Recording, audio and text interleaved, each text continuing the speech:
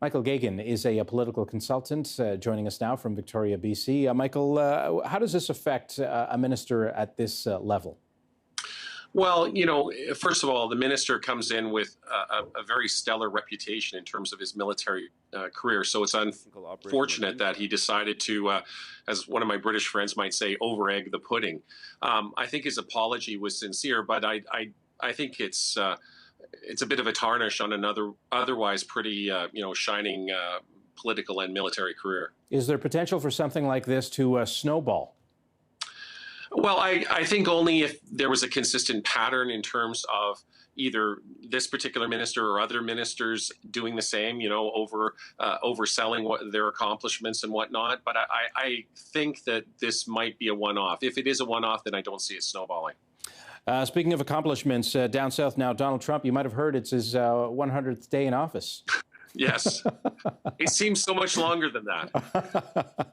Okay, so how do you think this is being reviewed in the United States? I mean, his polling numbers don't seem that great at all.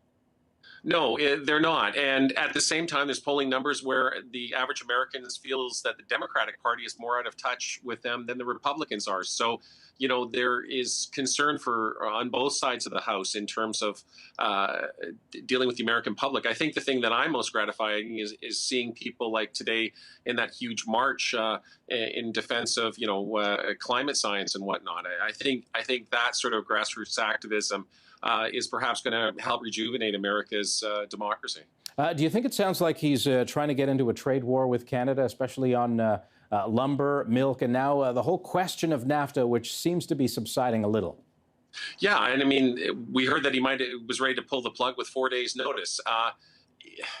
It's certainly disconcerting. It smacks of a person that's in over their head, kind of like a monkey slamming around the levers of a machine. We're talking about $1 trillion worth of trade, and just throwing that kind of uncertainty in the mix would create not only economic mayhem in Canada, but would also have a devastating impact on the United States. So it's fortunate that wiser heads were able to get to Trump and convince him to go to the negotiating table. But it's a heck of a way to do international trade and relations. Last question now. Kevin OLeary, he's out of the Conservative leadership race. It seems to be a dragon's den he couldn't quite take.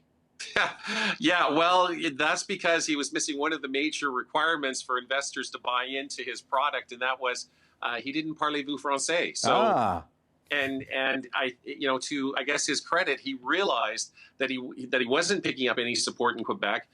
Therefore, it was unlikely that even as leader he could unseat Trudeau, and so he's gone out, and he's gone out endorsing Maxime Bernier. So, in terms of an exit, it was actually, fairly dramatic, but also strangely fairly graceful. Absolutely. Michael, thank you very much. Have a great weekend. Thank you. You too.